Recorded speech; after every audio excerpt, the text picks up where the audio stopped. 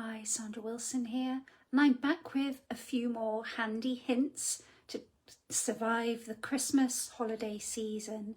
So in today's little video, I'm going to be offering 3 tips on how to avoid arguments with those difficult family members. And you'll probably have some idea about the person in your clan.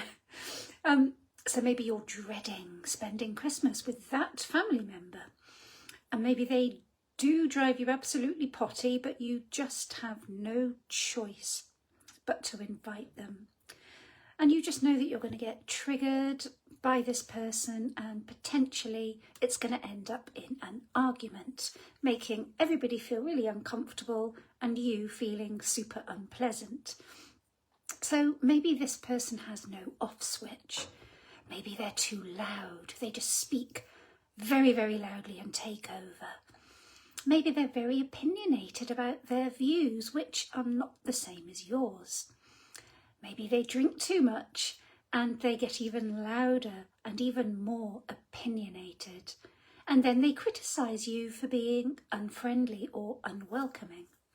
And that is before they get started on the criticism of your cooking or the criticism of your gift choice for them that you begrudgingly went out and spent a lot of money on, and the space they take up in your home and in your head.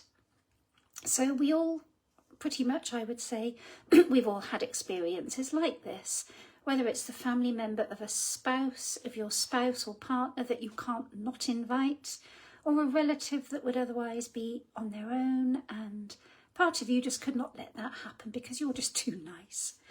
And you know, we don't want to leave our family members out in the cold at Christmas. So what can you do to just ensure that your big day, your Christmas day, runs smoothly and avoid having that argument? So remember, you do have very limited ability to control the behaviour of other people, but you can do one of these 3 things. So first of all, your pain in the arse family member, remember that they are likely to be unhappy, okay? It can be really hard to show compassion to somebody that you don't like very much, but it can go a long way in kind of helping you to communicate with them without defensiveness.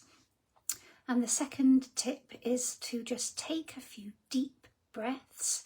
That old chestnut, but it really does work, especially when you combine it with leaving the room. Taking a step outside the room, making an excuse to get outside, and you can allow yourself to decompress if you feel that your annoyance is rising rapidly to anger levels. And this tells your nervous system that you're safe. And if your nervous system believes that you're safe, your defences will be lowered, enabling you to communicate a little more calmly. And finally, just try and go for a walk.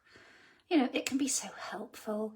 We're all cooped up in small spaces with lots of people Christmas Day, and it can be just lovely to get outside, get some fresh air. Even if it's raining, pop an umbrella or pop on a raincoat, get that fresh air, and it gives you a slightly longer opportunity to grab that much needed space and decompress. So I really hope that these 3 simple tips can help you avoid arguments at Christmas time. And don't forget to enjoy yourself. It's your day too, remember.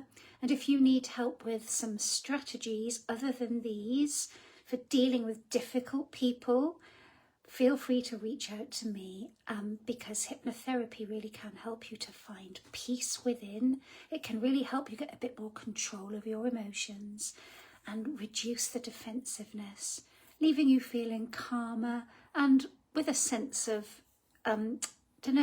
ability really to just put your feet up and enjoy the day.